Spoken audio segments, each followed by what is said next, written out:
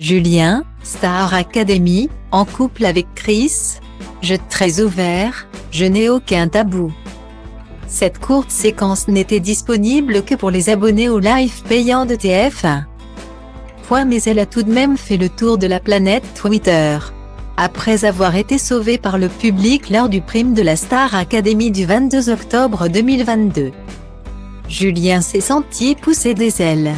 Quelques heures après cette petite victoire, il a carrément été surpris dans les couloirs du château de Damary-les-Lys en train d'embrasser fugacement sur la bouche son camarade Chris. Une histoire d'amour serait-elle en train de naître entre les cours de chant, de danse et d'expression scénique? Il faut croire que non.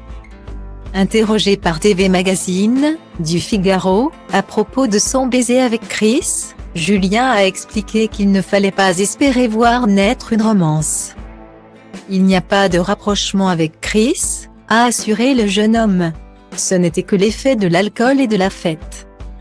On n'était pas bourré mais on déconnait. Je suis très ouvert, je n'ai aucun tabou et lui non plus. On a trouvé ça rigolo. Qu'il remporte ou non cette saison de la Star Academy, Julien devrait donc en ressortir célibataire. Tout le monde est maqué, a-t-il ajouté.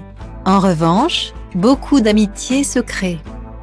Je n'ai pas de préférence mais ceux avec qui je m'entends le mieux sont Louis, Enola, Anisha et Hassen qui n'est plus là malheureusement. Guillaumet. Le prime du samedi 5 novembre 2022 sera une bouffée d'air frais pour Julien, qui n'est pas nommé parmi les potentiels éliminés pour la toute première fois. Et pour cause.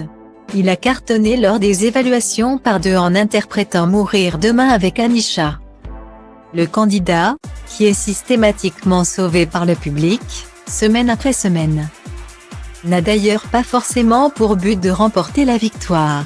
Âgé de 20 ans seulement, il se serait davantage inscrit pour son développement personnel et non pas pour gagner la compétition.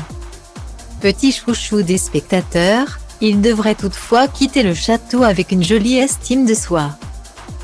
Malgré quelques retours un peu violents de la part de certains professeurs.